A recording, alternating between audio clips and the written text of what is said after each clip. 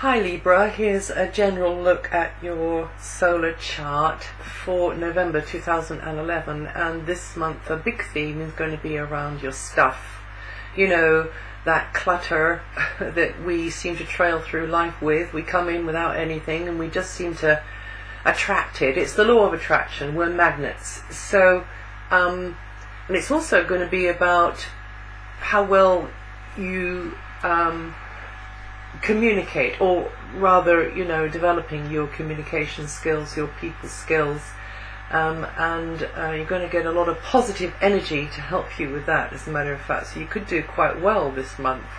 But yes, the sun is in an area of your chart to do with the material, physical aspects of life. So it's going to be about basic stuff like money, property, possessions, goods, lines of supply, you know, assets, other resources. It can also be about health matters as well, diet, the quality of foods and air and, you know, water, and I mean, you can take that as far out as you like, but it's usually about money and property and possessions, and you keeping more of an eye on the piggy bank, you being more aware of you know, getting a just reward or the right value for something, whether that's in the form of money or in the form of some other kind of exchange. As a matter of fact, did you know a little known fact, or perhaps, you know, we just don't think about it, but 90% of all money today is kind of digital and not actually pinned to any substance of any kind.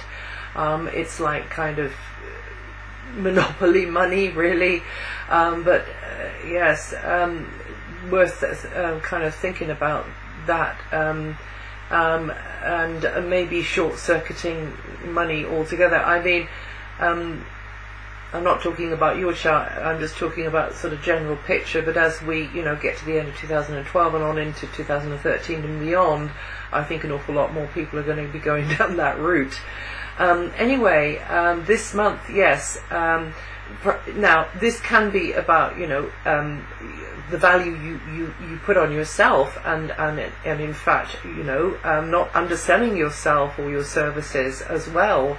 But you can be very persuasive this month. You can get yourself a good deal. You can get what you want, because of where Venus and Mercury are. So it's likely to be a very sociable time, a time for really sort of bouncing ideas off other people, but also hearing the kind of feedback that you want to hear, hearing good feedback, and that'll be up until the 27th. So more discussion around, you know, that basic material stuff and financial stuff, but also the value, you know, the value of on you, or the value on something that you produced or that you're doing.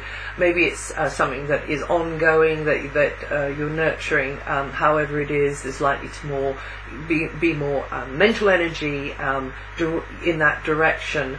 And mentally you'll probably be on the go. As I say, it's a social time. It's a time for meeting, greeting. It's also a time for brothers and sisters, as a matter of fact, for some of you.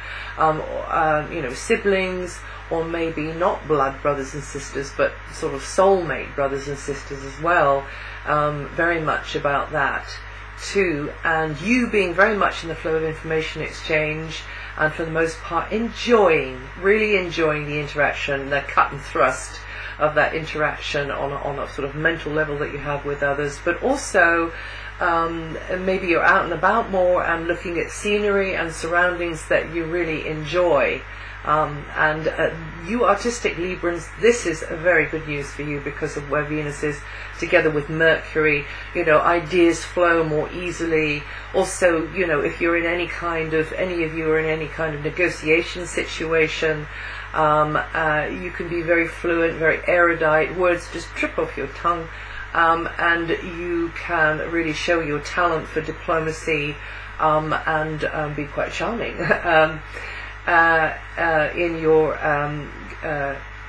In your communications, and getting a message across, spreading the word, either, you know, in a private conversation or in a bigger kind of a way to a bigger sort of audience.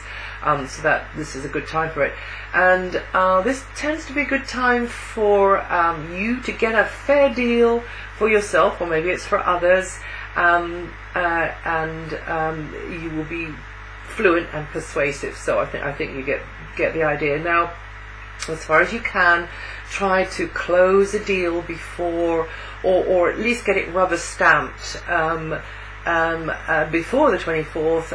It doesn't mean to say you wouldn't be successful after then, but it's just that Mercury goes retrograde then for 3 weeks, and that means that it's just going to slow things down and have you dotting the I's, crossing the T's, and maybe thinking things through, because you're sort of waiting, which actually isn't necessarily a bad thing at all, but just be aware of that.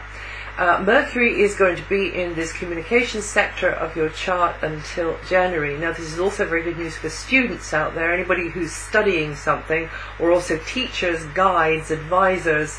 This is also very good news. You getting good guidance, you getting good advice as well. Venus at the moment is terrific in that area up until the 27th. But lots of exchange there anyway, and you gathering lots of information during that long transit of Mercury there.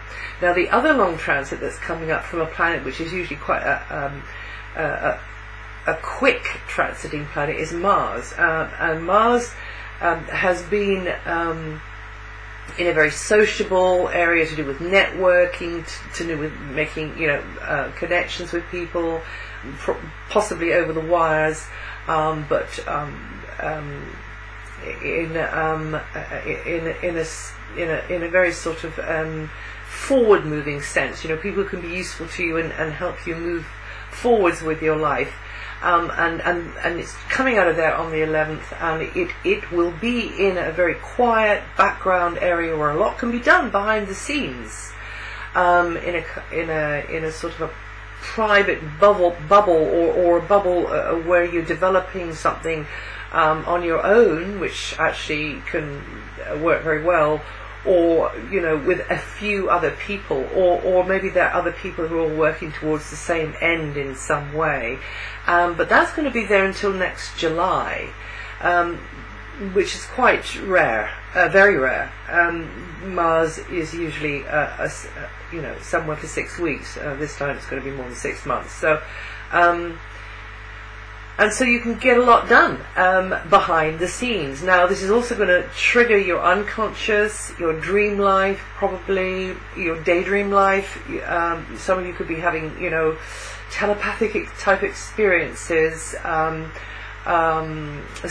It's wonderful for the artists among you. Again, also the healers, people who do meditation, yoga, Tai Chi, Qigong, spiritual work, spiritual good works, charity work, but also on a personal level, on a psychological level, it's likely to bring your emotions and your kind of baggage and your past life stuff even far nearer the surface, and to do with your past in this life and in other lives, nearer the surface. Very good time to do work on yourself, Libra, and just watch it that don't get in your own way with inappropriate knee-jerk responses during this long transit of Mars, but I should be mentioning it again, no doubt. Now, from the 23rd, you could be mentally and physically very busy then. I think it'd probably be quite busy this month as well, or rather before the 23rd as well. But more of the same, being very much in the flow of information exchange, and on the phone and so on. And the new moon coming is also a partial lunar eclipse. That's on the 25th of November.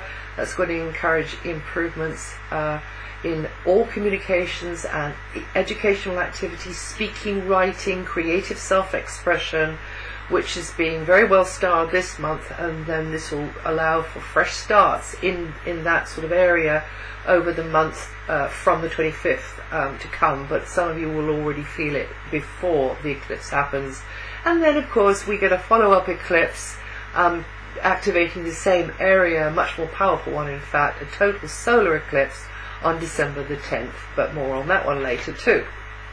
Now, every month I speak about the slow moving outer planets. I have got all this stuff on my website, so you can just go there and read it, but I'll just go over it here again now.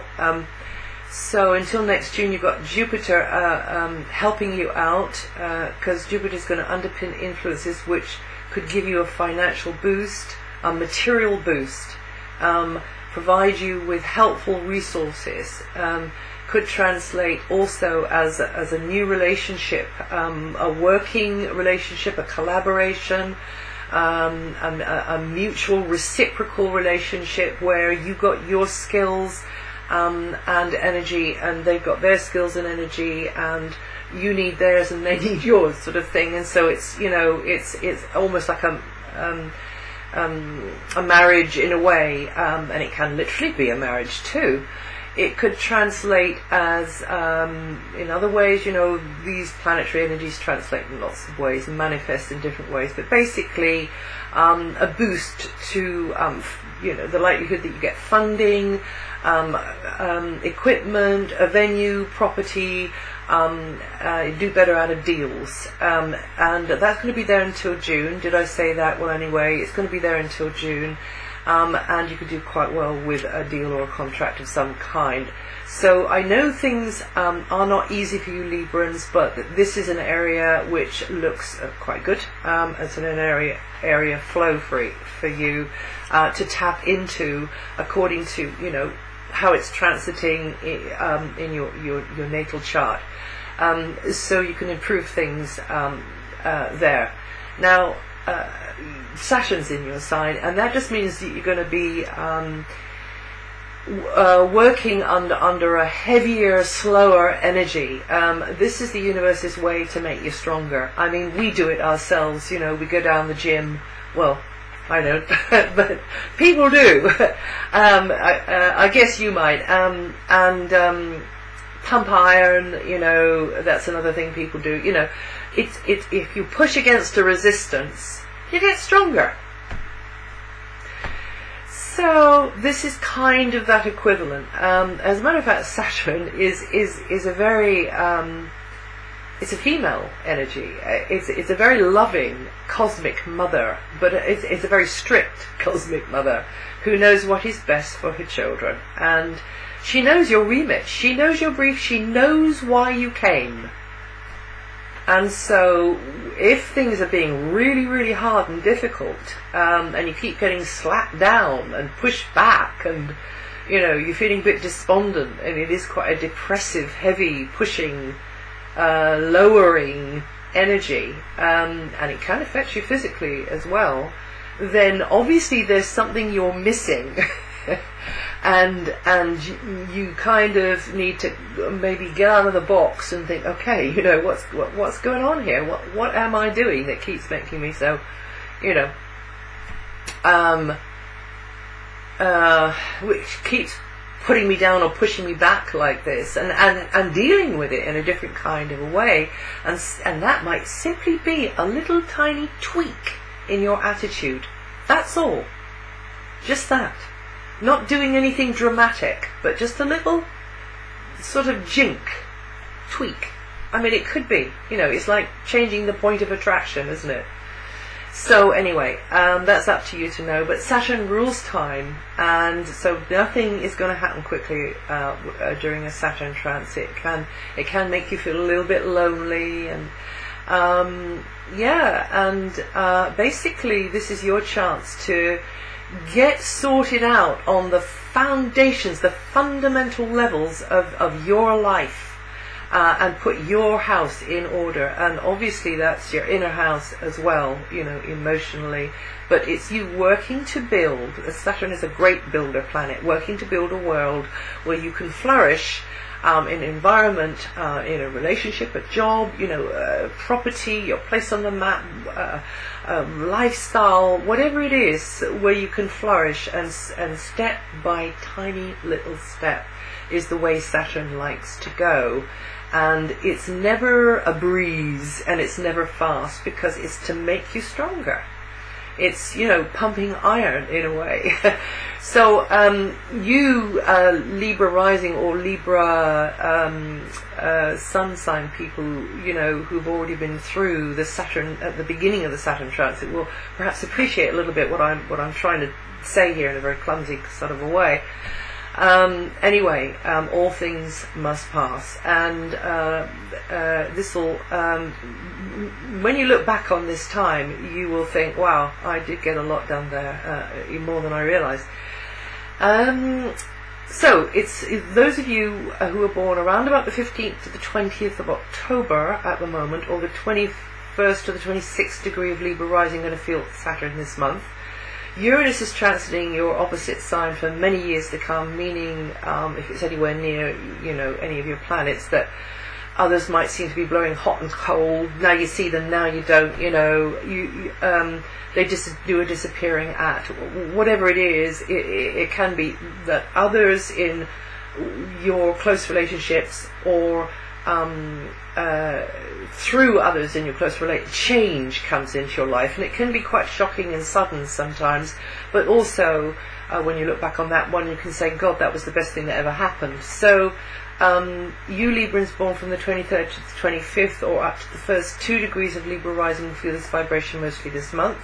Neptune's reversed into the back end of Aquarius, and that means that for a little while, until February, there could be confusion or uncertainty around, you know, a romantic relationship, or around children, or a creative enterprise, or a gamble that you've taken on something. And once again, you Librans born 20th to the 22nd, or with the last of October, or the last couple of degrees of Libra rising, you could be feeling that one this month. Pluto's influence, feeling that one mostly this month, because actually the pulse goes out through the whole of the sign of all of the planets, really, but it sort of diminishes the further out the edges it goes. Pluto's influence at the root of your chart for many years has, you know, the foundations of your chart changing, rocking, rolling, you evolving through it, evolving. That's where you live, who you live with, where you're anchored inside, and the dynamics in family relationships. Could be lots of change in the family, because of the family members rocking and rolling your life as well. And it's about an emotional rebirth that was really, you know, that's it, straight up, an emotional rebirth. And you'll see that when you look back on it too. You Librans born from the 26th to the 1st of October, 26th of September, the 1st of October, or with 3 to 8 degrees of Libra rising, are going to feel this vibration mostly this month. If you'd like to, if you know your rising sign, listen to that too, and your moon sign, if you'd like to try that.